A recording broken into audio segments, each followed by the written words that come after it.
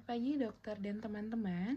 Saya Afifa. Di sini saya akan membahas tentang subarachnoid hemorrhage yang merupakan kegawat daruratan yang perlu penanganan segera dan motilitas yang sangat tinggi. Untuk subarachnoid hemorrhage adalah salah satu jenis stroke hemorrhage yang merupakan penyakit dari cerebrovaskular yang bersifat merusak setelah pecahnya aneurisma intrakranial sehingga mendorong darah masuk ke dalam ruang subarachnoid, menyebabkan gangguan perfusi dan juga fungsi otak.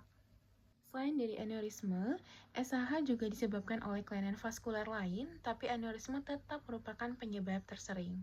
Jadi untuk etiologinya, yang pertama ada aneurisme. Jadi sekitar 85% kasus SAH ini disebabkan oleh ruptur aneurisme intrakranial. Faktor risiko utamanya adalah hipertensi, merokok, riwayat keluarga, alkohol, dan obat simptomatik, dan juga defisiensi dari estrogen. Faktor tersebut berperan dalam melemahkan dinding pembuluh darah sehingga mudah terjadinya ruptur. Risiko dari ruptur aneurisme meningkat pada usia di atas 60 tahun untuk lokasinya di sirkulasi posterior serta ukuran aneurismenya lebih dari 5 mm. Selain itu, kondisi ini seperti aterosklerosis dan hipertensi juga meningkatkan risiko. Untuk riwayat SHH sebelumnya dan penyakit polikistik juga merupakan faktor predisposisi penting karena berkaitan dengan kelainan vaskular. Sekitar 15-20% kasus SAH tidak disebabkan oleh aneurisma. Satu yang paling sering adalah perimesencephalic SAH yang memiliki gambaran khas pada CT scan biasanya memiliki prognosis yang baik. Dan juga kondisi ini cenderung lebih jinak dibandingkan dengan SAH akibat dari aneurisma.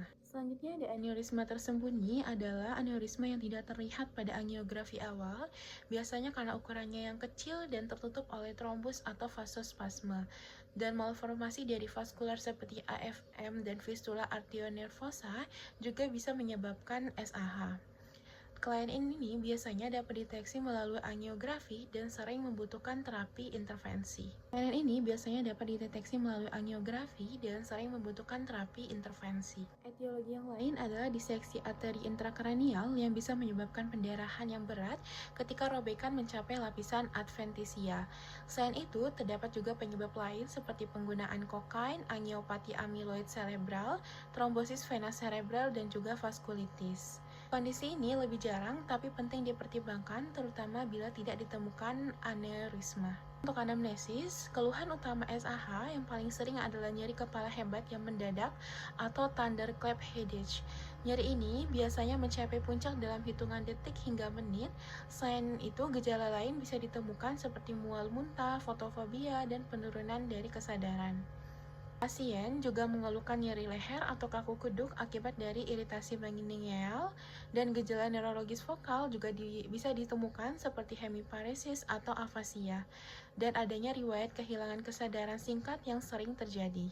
Selanjutnya, ada riwayat sentinel headache yang bisa mengindikasikan adanya kebocoran aneurisma sebelumnya dan faktor resiko seperti hipertensi, merokok, dan riwayat keluarga perlu juga digali karena ini penting untuk menilai kemungkinan adanya etiologi aneurisma.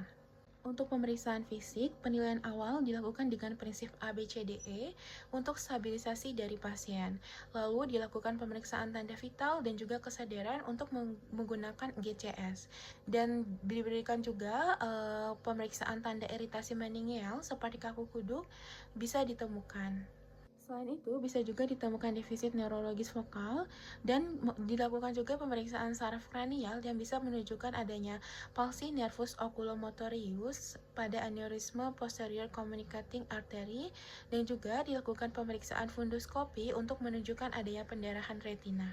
Pemeriksaan penunjangnya, yang pertama ada CT scan kepala non-kontras, merupakan pemeriksaan utama dengan sensitivitas yang tinggi, terutama pada 6 jam pertama. Lalu untuk CT scan ini dia sensitivitasnya menurun setelah 6-24 jam sejak onset dari gejala. Jika CT-nya negatif tetapi kecurigaan klinisnya tinggi, bisa dilakukan fungsi lumbal untuk mencari santokromia. Dan CT angiografi atau CTA juga mengidentifikasi dari aneurisma atau kelainan dari vaskular. Lalu bisa juga dilakukan DSA yang merupakan gold standar untuk mengevaluasi dari vaskular cerebral. MRI pada otak juga bisa membantu pada kasus subakut atau kronis dan dilakukan juga pemeriksaan laboratorium meliputi darah lengkap, elektrolit, fungsi ginjal, dan juga koagulasi untuk menilai kondisi umum dan adanya komplikasi. Jadi untuk diagnosis dari SAH ini menggunakan Ottawa SAH Rule yang memiliki sensitivitas tinggi dalam mendeteksi SAH. Namun ini masih kontroversial karena spesifitasnya masih rendah yaitu sekitar 15%. Jadi untuk diagnosis dari SAH ini menggunakan Ottawa SAH Rule yang memiliki sensitivitas tinggi dalam mendeteksi SAH. Namun ini masih kontroversial karena spesifitasnya masih rendah yaitu sekitar 15%.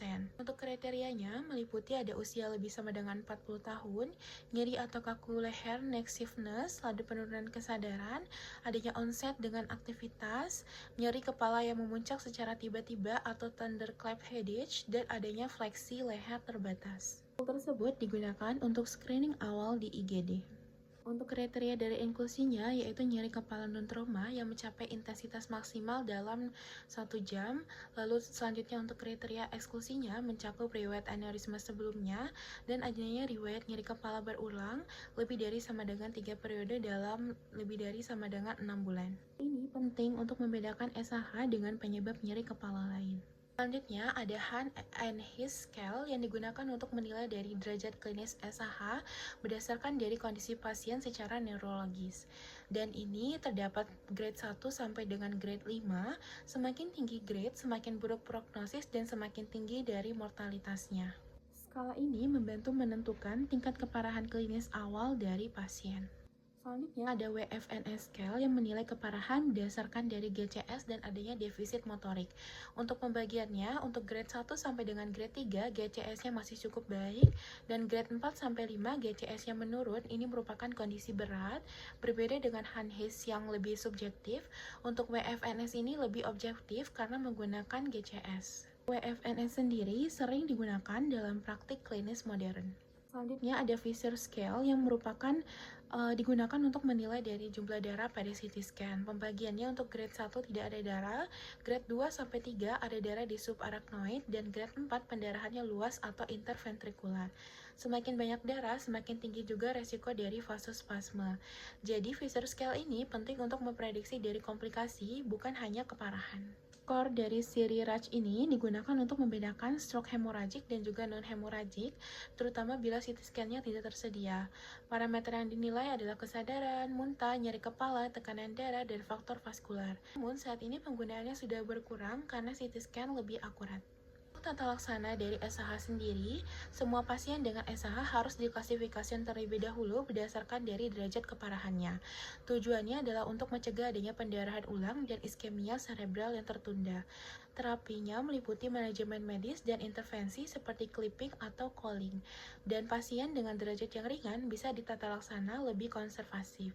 Selanjutnya, tata laksana medikamentosa dari SAH. Yang pertama ada antihipertensi. Untuk antihipertensi ini digunakan untuk mencegah pendarahan ulang sebelum aneurisma diamankan.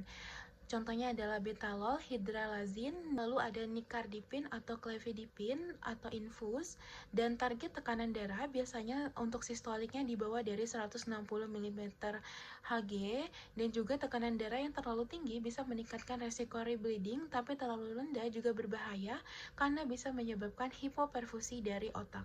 Yang kedua, untuk pencegahan dari vasospasme, semua pasien dengan SAH diberikan nimodipin yang merupakan standar terapi untuk mencegah dari vasospasme. Untuk nimodipin sendiri tidak langsung menghilangkan vasospasme, tapi terbukti menurunkan resiko dari iskemia cerebral yang tertunda, dan satu-satunya obat yang bukti kuat untuk memperbaiki dari outcome dari SAH. Beberapa terapi seperti magnesium dan statin tidak direkomendasikan secara rutin karena penelitian terbaru menunjukkan tidak ada manfaat signifikan terhadap dari outcome pasien. Untuk antikoagulan dihentikan sementara untuk mencegah dari pendarahan ulang, namun profilaksis tromboemboli vena tetap diberikan setelah 24-48 jam jika kondisi pasien stabil, karena pasien SAH berisiko tinggi mengalami DVT akibat dari imobilisasi. Nah, untuk nyeri kepala pada SAH sendiri harus dikontrol dengan baik. Untuk lini pertamanya diberikan paracetamol dan hindari dengan NSAID sebelum aneurismanya diamankan. Opioid apabila diperlukan jika nyerinya semakin berat. Sedasi berlebihan harus dihindari karena bisa mengganggu dari evaluasi neurologis. Untuk terapi definitifnya bertujuan untuk mengamankan aneurisme agar mencegah pendarahan yang berulang.